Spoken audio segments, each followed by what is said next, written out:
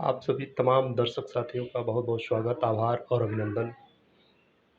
साथियों, खेती में प्रयोग होने वाले निवेशों जैसे खाद, उर्वरक, कीटनाशक दवाओं पर हमारे किसान भाइयों के ज़्यादा पैसा खर्च किया जाता है। और अगर इन निवेशों में हम बात करें, तो सबसे ज़्यादा जो पैसा खर्च होता है, वो है रासायनिक खाद, जैसे urea, DAP, potash, super phosphate, zinc sulphate, इन सारे रासायनिक खादों पे बहुत ज़्यादा पैसा खर्च होता है। और यदि हम बाज़ार से सही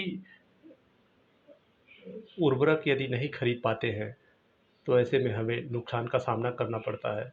बाज़ार में आजकल बहुत ज़्यादा मात्रा में नकली और मिलावटी उर्वरक बेचे जा रहे हैं। ऐसे में आवश्यक हो जाता है कि हम सही और नकली उर्वरक के बीच में पहचान कर पाएँ और उनके बीच क्या अंतर होता है, इस अंतर को जान पाएँ। साथियों, आज का जो विषय है, सही और मिलावटी उर्वरकों की पहचान कैसे करें, इसी बिंदु पे हम लोग बात करेंगे। और सबसे पहले हम यदि बात करें यूरिया की, तो यूरिया की हम सही ढंग से पहचान कैसे कर पाएँ? तो आप जानते हैं कि जो यूरिया होता है, यूरिया सफ़ेद, चमकदार और लगभग एक समान आकार के इसके जो दाने होते हैं, वो गोल होते हैं और समान आकार के होते हैं।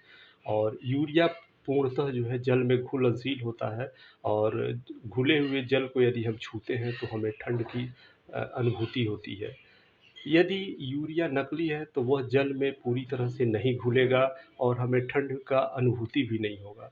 और इसके साथ ही यूरिया को हम गर्म तवे पर यदि रखें, तो वह पिघल जाता है। और आँच यदि तेज़ कर दें, तो उसमें कोई भी अवशेष नहीं बचता है। लेकिन यदि यूरिया नकली है, तो वह गर्म तवे पर रखने पर पिघलेगा नहीं। और साथ ही जब तेज़ आँच हम करेंगे, तो कुछ न कुछ अवशेष उसमें बच जाएगा। इस प्रकार से हम यूरिया की पहचान कर सकते हैं। यूरिया के बाद यदि हम डीएपी की बात करें, डीएपी एक बहुत ही महँगा रासायनिक खाद होता है। और इसका प्रयोग बहुत ज़्यादा मात्रा में हमारे किसान भाई विभिन्न प्रकार की फसलों में करते हैं। तो यदि हम डीएपी की पहचान की बात करें, तो जो डीएपी का दाना होता है, वो दानेदार सख्त होता है, हार्ड होता है। और यह भूरा, काला, बादामी रंग का होता है। यदि इसके दाने को नाखूनों से हम तोड़ें, तो यह आसानी से नहीं टूटता है। यदि आसानी से टूटता है, तो इसका मतलब आप समझ जाइए कि उसपे किसी न किसी भी प्रकार का मिलावट है। यदि डीएपी के कुछ दानों को लेकर तंबाकू की तरह हाथ उसमें चूना मिलाकर यदि हाथ से मला जाए, तो उसमें बहुत ही तीक्ष्ण गंध निकलती है। यदि डीएपी में किसी भी प्रकार का मिलावट यदि है, तो फिर ये गंध हमें देखने को नहीं मिलेगा। इसके साथ ही यदि डीएपी को धीमी आंच पर तवे पर यदि हम गर्म करें, तो जो डीएपी के दाने होते हैं, वह फूलने लगते हैं। लेकिन यदि डीएपी में मिलावट है, तो ये दाने नहीं फूलते हैं। इससे हम अंदाज़ा लगा सकते हैं कि डीएपी में मिलावट किया गया है। डीएपी के बाद यदि हम बात करें पोटाश खाद का, जो सबसे ज़्यादा प्रयोग होता है,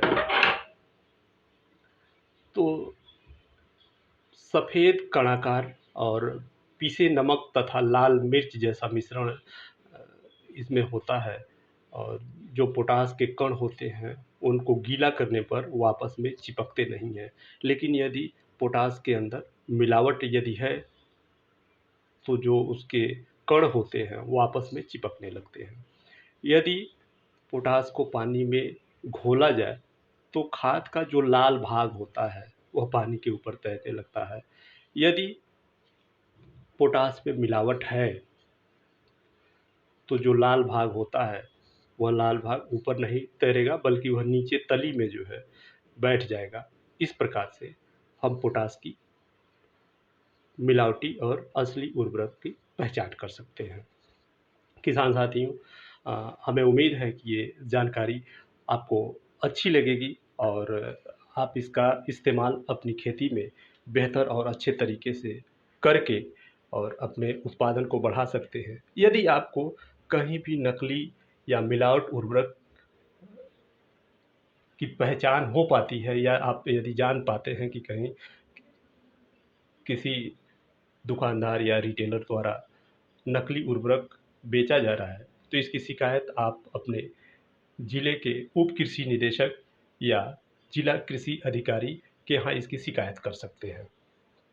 हमें उम्मीद है कि आपको ये जानकारी अच्छी लगेगी और अगले वीडियो में हम आपको अन्य रासायनिक उर्वरकों की पहचान कैसे की जाए उनके बारे में बताएंगे। तब तक के लिए आप सबको जय जवान जय किसान।